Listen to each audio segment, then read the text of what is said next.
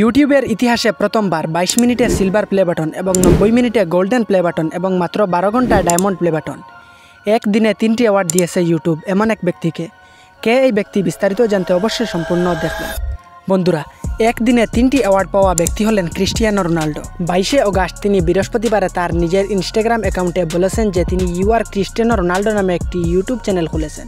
জনগণের প্রশ্ন ছিল যে ক্রিস্টিয়ানো রোনাল্ডো কেন ইউটিউবে নেই। এ বিষয়ে মানুষ বিভিন্ন সময় বিভিন্ন প্রশ্ন তুলেছে। তাই তিনি এসেছেন ইউটিউবে, এমনভাবে এসেছেন 19 বছরের রেকর্ড ভেঙে দিয়েছেন।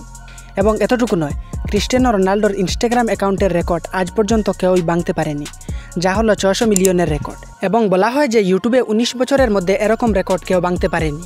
এবং এই রেকর্ড প্রথম ভাঙলেন ক্রিস্টিয়ানো রোনাল্ডো।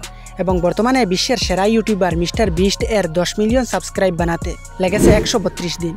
এবং সেই 132 দিনের রেকর্ড ভেঙে দিয়েছেন ক্রিস্টিয়ানো রোনাল্ডো শুধু একদিনে। এবং এখন জনগণের প্রশ্ন হচ্ছে, ক্রিস্টিয়ানো রোনাল্ডোর 100 মিলিয়ন সাবস্ক্রাইব হতে কত দিনের প্রয়োজন? কেউ কেউ বলছে 1 মাস, আবার কেউ কেউ বলেছে 3 মাস। তো বন্ধুরা, যদি 3 দিনের মধ্যে হয়ে গেছে 40 মিলিয়ন সাবস্ক্রাইবার, তবে 100 মিলিয়ন যে কোনোভাবেই হয়ে যাবে 10 দিনের মধ্যে। তাহলে কি এখন মিস্টার বিস্টের এত বছরের রেকর্ড ভেঙে ফেলবেন ক্রিস্টিয়ানো রোনাল্ডো? তা বন্ধুরা অবশ্যই হতে পারে।